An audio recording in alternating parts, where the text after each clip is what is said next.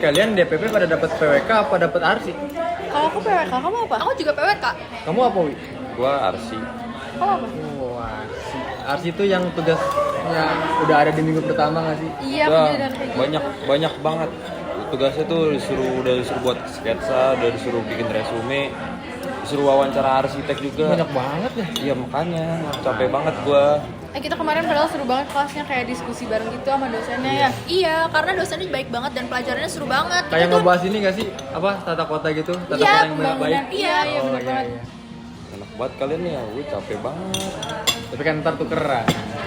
Ya sekarang capeknya loh. nanti kita semester depan akan merasakan Iya. arsitek. Tenang aja. Nanti PWK seru banget. Udah gue mau cabut sekarang deh, udah capek banget ya. Orang gue banget. nebeng ya. Iya, kenapa? Gue nebeng lu ya. Boleh. Oke. Santai. Gue cabut ya. Iya. Hati ya, hati. Ya, hati-hati ya. Kamu nggak makan atau minum?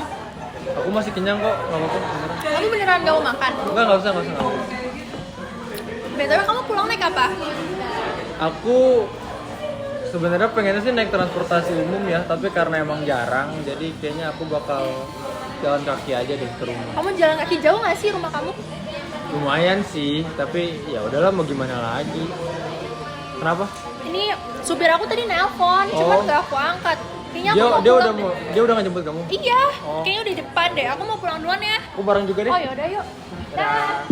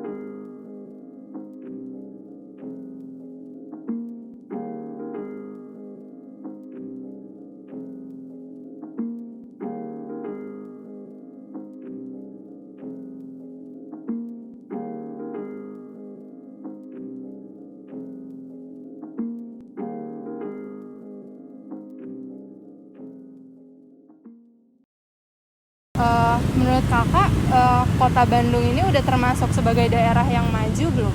Kalau menurut saya pribadi, kota Bandung sudah menjadi salah satu kota di Indonesia yang maju.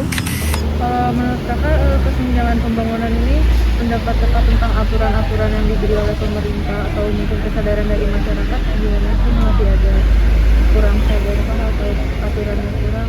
Oh iya, kalau misalnya dari aku sendiri, aku tuh kayaknya pernah baca-baca, tapi aku sendiri juga kurang paham ya soal regulasinya, karena itu mungkin bukan ranah aku. Nah, kalau itu juga mungkin bisa lebih sosialisasikan secara simpel agar masyarakat tuh lebih bisa mengerti. Mungkin bahasa-bahasanya kayak disosialisasikan dengan bahasa-bahasa umum yang mudah dimengerti sama masyarakat awam gitu. Bangunan di setiap kecamatan di kota Bandung itu menurut kakak udah merata belum sih, kayak dalam segi fisiknya, mau dari pembangunannya, jenis-jenis pembangunannya gitu? Atau mungkin di daerah Dago sendiri menurut kakak? Aku Belum. masih banyak desa-desa yang itu belum apa ya? Tidak layak huni. Seberapa nyaman kakak dengan pembangunan infrastruktur yang ada di daerah tempat tinggal kakak ini? Sudah cukup nyaman sih kalau sampai sekarang ya, paling kalau kurang-kurang ya kembali lagi ya, mungkin dari tata kota juga harus disesuaikan juga mungkin infrastruktur gitu, terus ya dari masyarakatnya juga sih harus ikut menjaga juga ya. Menurut kakak, apakah kota Bandung ini sudah termasuk kota maju gitu kak? Menurut saya sudah ya dibandingkan kota-kota lain. Oke. Jadi kota Bandung ini sudah jadi kota maju. Nah kalau misalkan bisa dibilang maju itu menurut kakak dilihat dari sisi apanya gitu kan? Ya dari segi pembangunan ya, segi pembangunan kayak infrastrukturnya, dari segi kayak fasilitas umumnya, jalannya, sama juga gedung-gedungnya maksudnya udah bagus lah gitu. Oke, berarti dari sisi pembangunan dan fasilitas kotanya gitu ya kak? Secara keseluruhan, apakah Bapak puas dengan kinerja pemerintah dalam membangun dan mengembangkan wilayah Taman Sari ini? Lumayan puas lah. Apakah Bapak setuju dengan dibangunnya rumah deret, Pak? Oh itu iya. Setuju ya, Pak? Mengapa, Pak? Mengapa, Pak? Kenapa Bapak setuju Karena dengan? kan kalau ada dibangun berarti penduduk itu yang tadinya pendomisili yang di sana itu bisa kita di sana lagi gitu. Oh, jadi untuk mengakomodasi penduduk sini ya, Pak ya? Apa harapan Bapak terhadap pembangunan dan pengembangan oleh pemerintah di kawasan Taman Sari, Pak? Ya lebih efektif aja buat masyarakat. Oh iya. Biar lebih nyaman gitu. Secara keseluruhan, apakah AA puas dengan kinerja pemerintah dalam membangun dan mengembangkan wilayah Cibaduyut? Puas nggak puas sih ya. Kenapa tuh nggak puasnya? Puasnya karena di Cibaduyut sering macet juga cerita ya. Iya sih ya. Itu banjir juga belum teratasi sebenarnya. Masih ada suka banjir juga? Kalau hujan besar, pasti banjir gitu. Secara keseluruhan, apakah Bapak puas dengan kinerja pemerintah dalam membangun dan mengembangkan wilayah Balenda? Ya puas. Puas. Kalau pembangunan di sini kan paling di sini ada yang baru jembatan layang. Oh, tapi berguna itu jembatan layang? Belum tahu sih. Oh iya baik. Kedepannya berguna sih itu. Iya.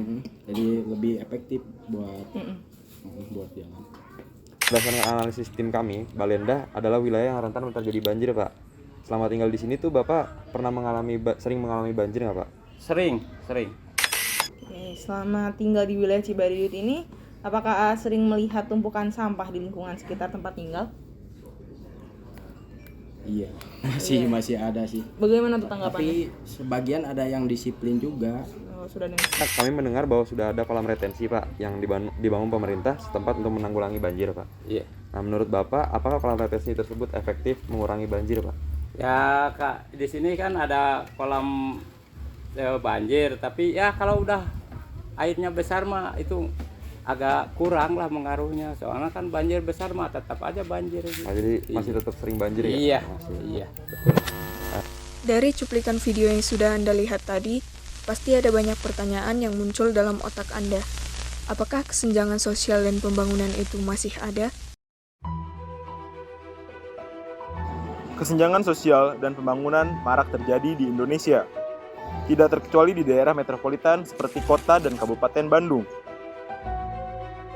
Daerah Balenda, Cibaduyut menjadi implementasi nyata dari permasalahan kesenjangan yang terjadi. Banjir, kemacetan, sampai masalah kebersihan belum diselesaikan sampai saat ini.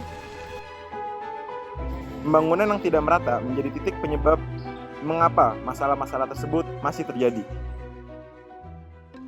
Di bulan Maret 2022, terdapat 8.000 korban yang mengalami bencana banjir di Bale Endah. Selain itu, tahukah kalian bahwa di tahun 2019 terdapat 35% warga Bale Endah yang tidak memiliki MCK? Akibatnya, empang digunakan oleh anak-anak untuk buang air, dan juga sungai digunakan oleh orang dewasa untuk kebutuhan lainnya. Tidak hanya Bale Endah yang memiliki permasalahan banjir. Bulan April lalu, 4.000 keluarga dan 3.000 rumah di Dayakolot terdampak banjir yang mencapai 2 meter. Warga Cibaduyut juga harus menelan pahit-pahit permasalahan sampah yang tak kunjung usai.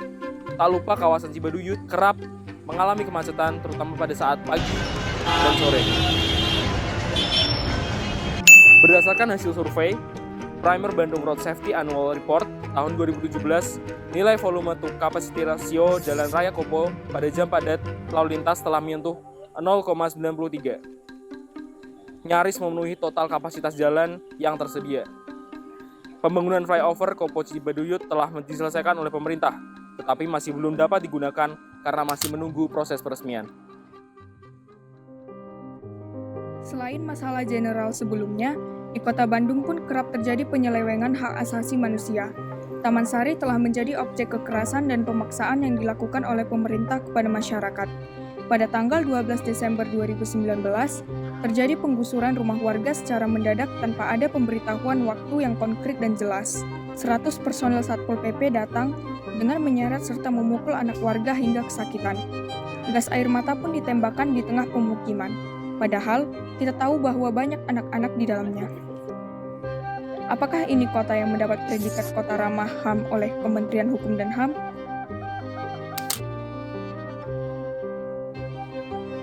Pemerintah kota ini telah melanggar Undang-Undang 1945 Pasal 28, Undang-Undang Nomor 39 Tahun 1999 tentang Hak Asasi Manusia. Juga pada Undang-Undang Nomor 1 Tahun 2011 tentang Perumahan dan Kawasan Permukiman Pasal 94 Ayat 2 yang berbunyi, prinsip kepastian bermukim dilaksanakan dengan cara menghindari penggusuran paksa yang tidak manusiawi serta mengutamakan cara memandang tempat tinggal sebagai hak dasar. Kesejahteraan masyarakat yang memang itu pemerintah perlu ya, banyak kan nggak ada yang miring atau mereka gimana kasakusuk, nggak sih, mungkin mereka menerima aja sih. Berarti selama prosedurnya benar ya, aja yang betul, sesuai dengan apa, betul. Iya, baik. Pemerintah setempat dinilai tidak cepat tanggap dalam mengatasi permasalahan-permasalahan yang ada. Solusi yang diberikan pemerintah pun bahkan tidak jarang dinilai lambat, bahkan tidak dapat diberikan dalam jangka waktu yang panjang. Perhatian pemerintah terlalu terfokus pada daerah-daerah pusat di Kota Bandung dengan menganggap sebelah mata daerah-daerah lainnya. Padahal secara tidak langsung hal ini berdampak pada kualitas suatu kota. Kota secara keseluruhan akan mengalami penurunan kualitas secara menyeluruh. Kita harus sadar bahwa pembangunan bertujuan untuk mencapai masyarakat yang adil, makmur, dan merata berdasarkan Pancasila dan Undang-Undang 1945. Kalau misalnya pembangunan kota itu disebarkan, daerah-daerah lain juga cukup menarik untuk mencari penghidupan, maka kan semuanya tidak berakumulasi di satu kota yang besar aja. Mungkin itu juga strategi yang jangka panjang yang akan mengurangi gap adanya kesenjangan dari kelompok-kelompok sosial itu. Tak hanya pemerintah, rakyat juga memiliki peran dalam menangani masalah kesenjangan ini. Turut andilnya masyarakat dalam menjaga infrastruktur daerah yang telah dibangun oleh pemerintah setempat adalah salah satu contoh kecilnya. Karena untuk apa digalakkan suatu pembangunan secara besar-besaran, namun kesadaran masyarakat untuk menjaga dan merawat infrastruktur di dalamnya masih sangat minim. Jadi, apakah kesenjangan sosial dan pembangunan benar-benar terjadi di negara ini? Jawabannya tentu terjadi, dan ada banyak contoh yang bisa kita lihat secara langsung. Kota Bandung hanyalah contoh kecil dari begitu luasnya tanah air kita. Bandung, yang adalah metropolitan, bahkan masih merasakan kesenjangan, apalagi daerah lain yang tidak terlihat dan nampak. Untuk mengatasi permasalahan ini, memang butuh kerjasama antara dua aspek, yaitu masyarakat dan pemerintah. Kedua aspek ini diharapkan dapat kooperatif dalam mengatasi permasalahan kesenjangan sosial dan pembangunan yang masih ada.